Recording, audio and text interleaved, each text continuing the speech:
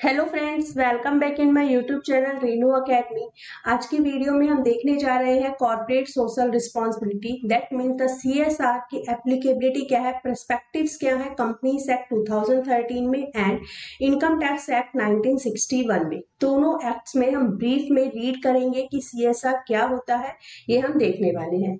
Now come to the next point, हमें क्या क्या देखना है आज की वीडियो में कि कंपनीज एक्ट 2013 में सीएसआर की applicability and meaning of CSR and consequence of the non compliance की अगर हम कंप्लायंस नहीं करते हैं एज पर कंपनीज एक्ट 2013 के अकॉर्डिंग तो हमारे कंसीक्वेंसेस क्या है, मींस फाइन एंड पेनल्टी कितना कितना लेवी होगा। Now the income tax act के अकॉर्डिंग सीएसआर की मीनिंग एंड जो सीएसआर का एक्सपेंडिचर है वो कितना अलाउ होगा कितना अलाउ नहीं होगा ये हम देखने वाले हैं।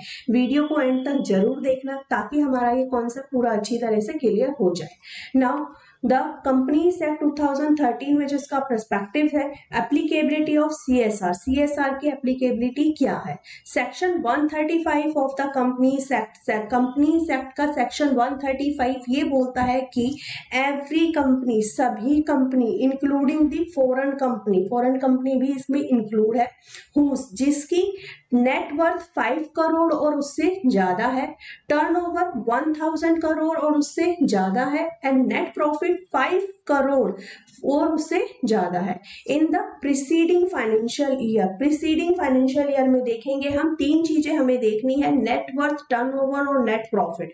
ठीक है, अगर नेट वर्थ 500 करोड़ और मोर है एंड टर्नओवर 1000 करोड़ और more and net profit 5 crore और मोर तो हमारा सेक्शन 135 जो है वो एप्लीकेबल हो जाएगा और उसमें सीएसआर एप्लीकेबल हो जाएगा। Now the meaning of CSR, CSR की मीनिंग क्या है अंडर द कंपनीज एक्ट में। CSR in the simple terms the company's responsibility to contribute towards the society. Society की तरफ में जो कंपनीज की रिस्पॉन्सिबिलिटी है वो क्या है, सिंपल टर्म्स में वो ही हमारा सीएसआर में आता है। Many big business houses were already involved in ड्यूइंग the CSR voluntarily.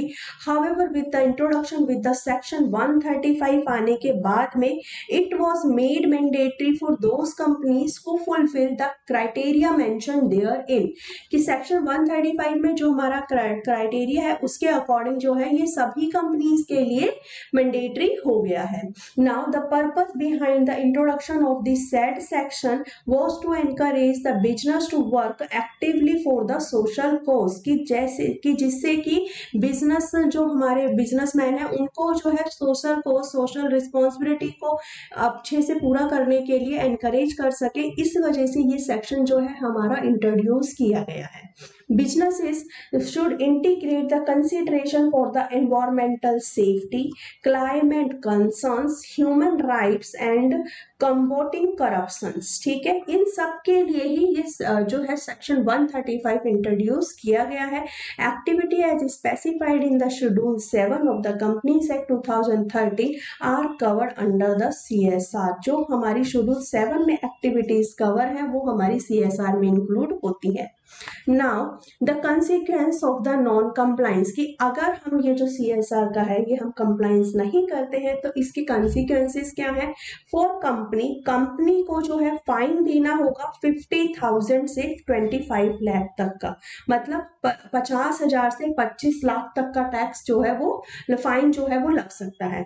Every officer, ठीक है, जो कंपनी के सभी ऑफिसर हैं उनको इम्प्रिजमेंट हो सकती है अप टू 3 इयर्स तक की, 3 साल तक की, और वो या फिर फाइन उन पर लग सकता है 50,000 से 5 लाख तक का, एंड दोनों भी हो सकता है। ना द इनकम टैक्स एक्ट के अकॉर्डिंग हमारा सीएसआर की मीनिंग क्या है। मीनिंग और definition of CSR has not been specified in the income tax act 1961 में इसका मीनिंग और डेफिनेशन स्पेसिफाइड नहीं किया गया है। So how do we determine whether the expense is considered as CSR in the books of account is CSR from the perspective of income tax also?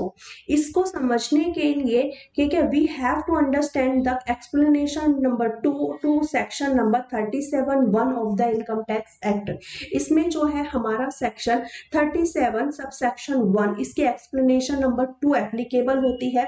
Now the explanation number 2 क्या बोलती है कि it is declared that for the purpose of the subsection number 1 of any expenditure, कोई भी expenditure incurred by an SSC, जो भी SSC ने किया है on the activities related to the CSR, refer to the section number 135 of the Companies Act 2013, ठीक है, shall not be deemed to be an expenditure incurred by the SSC for the purpose of the business or profession। मतलब जो activities हमारी CSR की activities section 135 of the companies act 2013 में include है और उससे रिलेटेड कोई भी एक्सपेंडिचर SSC ने किया है, वो हमारा shall not be deemed to be an expenditure नहीं माना जाएगा incurred by the SSC for the purpose of the business or profession। हम ये नहीं मानेंगे कि वो एक्सपेंडिचर बिजनेस एंड प्रोफेशन के लिए किया गया है, ठीक है। It is clear that any expenditure which is by virtue of the section 135, कि कोई भी एक्सपेंडिचर अगर वो सेक्शन 135 की वजह से इनकर्ड हुआ है तो CSR has been taken into books of account shall be considered as CSR expenditure for the purpose of the income tax also, ठीक है।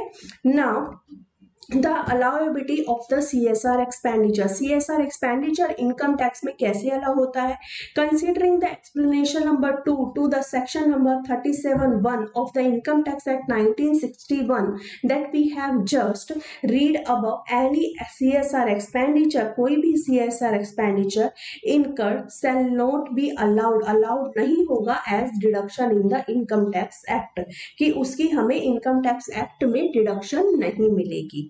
The same can be further understood from the Finance Bill 2014 Memorandum Provision relating to the direct tax. Relevant extract of the same is given below. Under the existing provision of the Act, expenditure incurred wholly and exclusively for the purpose of the business is only allowed as deduction। अगर वो पूरी तरीके से जो भी हमारे business के लिए इंकर्ड हुए हैं तो वो हमारी डिडक्शन के लिए अलाउड होते हैं for computing the taxable business income. लेकिन जो CSR expenditure being an application of the income is not incurred होनली and exclusively for the purpose of carrying on the business, लेकिन जो CSR एक्सपेंडिचर है वो हमारे बिजनेस को कैरी करने के लिए वो इनकर्ड नहीं हुए हैं, इसी वजह से उनकी डिडक्शन हमें नहीं मिलती है, वो एक्सपेंडिचर हमारे अलाउड नहीं होते हैं।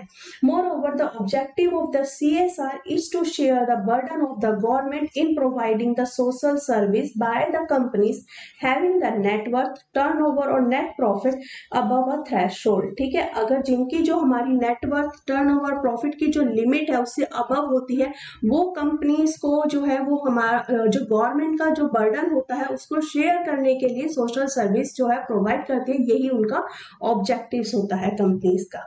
If such expenses are allowed as deduction, अगर इन एक्सपेंडिचर्स को डिडक्शन अलाउ हो जाएगा, this would result in subsidizing of around 1/3 of these such expenses by the government or by way of the tax expenditure। Now, the existing provision of the section 37(1) of the Act provide that the deduction for any expenditure which is not mentioned specifically in section 30 to 36 of the Act shall be allowed if the same is incurred wholly and exclusively for the purpose of carrying on the business or profession। मतलब ये section हमारा 30 to 36 तक ये section बोलता है कि कोई भी एक्सपेंडिचर जो है अगर वो होली या फिर एक्सक्लूसिवली बिजनेस और प्रोफेशन को कैरी करने के लिए किया गया है तो उसकी जो है हमारा वो एक्सपेंडिचर अलाउ होता है। As the CSR expenditure is not incurred for the business or carrying or business not incurred for the purpose of carrying on the business and such expenditure can not be allowed under the existing provision of the section 37 of the income tax act. क्योंकि CSR expenditure हमारा business को carry करने करने के लिए नहीं किया गया है, इस वजह से ये जो एक्सपेंडिचर है ये अलाउड नहीं होता है as per the provision of the section 37 of the income tax act.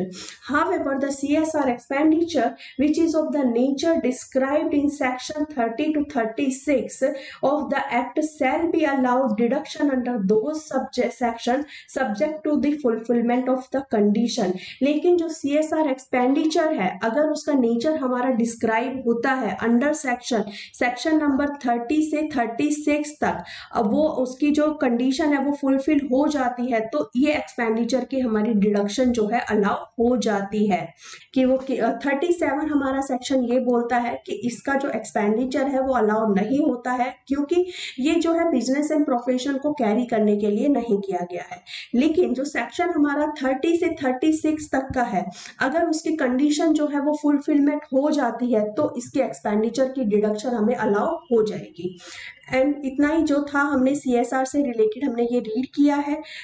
इसके आगे भी इसकी कुछ है इंपॉर्टेंट पॉइंट्स, वो हम नेक्स्ट वीडियो में डिस्कस करेंगे। आज की वीडियो में बस इतना ही है। वीडियो पसंद आई है तो प्लीज वीडियो को लाइक करिए, share and subscribe my YouTube channel for the latest update and notification. मिलते हैं नेक्स्ट वीडियो में। Thank you so much.